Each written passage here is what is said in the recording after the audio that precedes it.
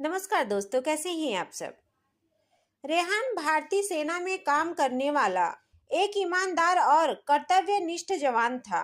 उसकी वर्दी ही उसका गौरव थी और देश के प्रति उसका समर्पण हर किसी के लिए मिसाल था।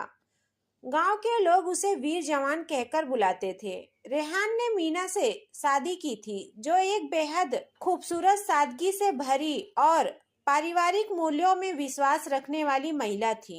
जब भी रेहान ड्यूटी पर जाता, मीना उसके पीछे आंसू छुपा लेती और उसके सुरक्षित लौटने की दुआ करती। गांव के बड़े बुजुर्ग अक्सर कहते थे, इन दोनों का रिश्ता सच्चे प्यार की परिभाषा है।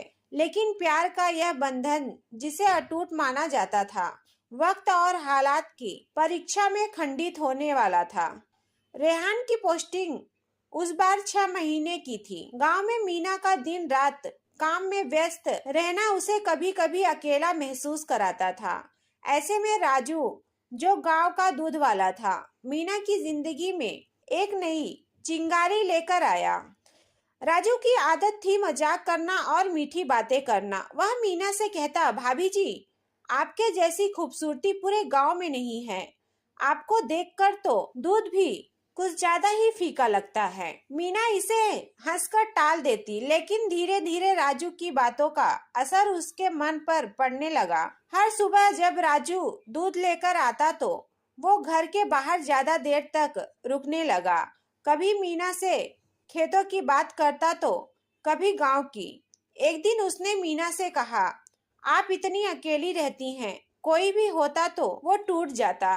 मीना ने हंसते हुए जवाब दिया, अकेलेपन की आदत हो गई है, लेकिन कभी कभी मन घबरा जाता है। राजू ने उसी वक्त कहा, मैं हूं ना, बातों से आपका मन बहलाने के लिए। धीरे धीरे मीना को राजू का आना अच्छा लगने लगा। वो सुबह का इंतजार करने लगी, जब राजू दूध देने आएगा और उससे बातें करेगा। रेहान के लौटने में अभी 3 महीने बाकी थे। इस बीच मीना और राजू का रिश्ता दोस्ती से आगे बढ़ने लगा। दोनों अब छुपकर मिलने लगे। कभी कभी मीना राजू के साथ खेतों में जाती, जहां दोनों घंटों बातें करते। राजू की मीठी बातें मीना के अकेलेपन को दूर कर रही थी, लेकिन राजू के मन में प्यार नहीं, बल्कि एक खतरनाक खेल चल रहा था। वह जानता था कि मीना जैसी रिश्ते उसके लिए केवल मौके होते हैं। राजू पहले भी कई महिलाओं को अपने झूठे जाल में फंसा चुका था। रेहान की पोस्टिंग अचानक बदल गई। उसे आदेश मिला कि वह छुट्टी पर घर जाए। रेहान ने इस खबर को मीना से छुपाए रखा, ताकि उसे सरप्राइज दे सके। वह घर पहुंचा तो देखता है कि मीना बेहद घबराई हुई है। उस रात रेहान ने पहली बार मीना को अजीब तरीके से व्यवहार करते हुए देखा। वह बेवजह बातों को घुमा रही थी। रेहान ने सोचा, क्या बात है, मीना मुझे देखकर इतनी खुश क्यों नहीं है जितनी पहले होती थी।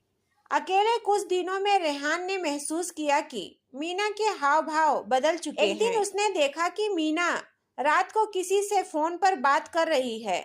जब उसने पूछा तो मीना ने कहा वो गांव की सहेली थी। लेकिन बात यही खत्म नहीं हुई। एक दिन रेहान ने देखा कि राजू जब दूध देकर गया तो मीना खिड़की से उसे जाते हुए देख रही थी। उसने सोचा, यह राजू और मीना के बीच कुछ अजीब सा है, मुझे इसका पता लगाना होगा। रेहान ने राजू पर नजर रखनी शुरू की। उसने देखा कि राजू मीना के घर सुबह दूध देने के बहाने ज्यादा समय बिताने लगा था। फिर एक रात रेहान ने छुपकर देखा कि राजू देर रात मीना से मिलने आया। रेहान का गुस्सा अब काबू से बाहर था, लेकिन उसने तुरंत कोई कदम नहीं उठाया। उसने ठान लिया कि वो इस सच का सामना पूरे गांव वालों के सामने करेगा। रेहान ने गांव के बुजुर्गों को बुलाकर पंचायत बुलाई। उसने अपने दोस्त विजय के साथ मिलकर राजू को पकड़ने की योजना बनाई। पंचायत के सामने उसने सबूत पेश किए, राजू के झूठ और उसके धोखे का।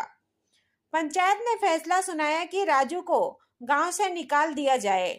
मीना को भी सजा सुनाई गई कि वह रेहान के घर पर ही रहे, लेकिन उसे अपना जीवन सुधारने का मौका दिया जाएगा। मीना ने अपनी गलती मान ली और अपने रिश्ते को सुधारने के लिए कड़ी मेहनत की। रेहान ने धीरे धीरे अपने घाव भरने दिए।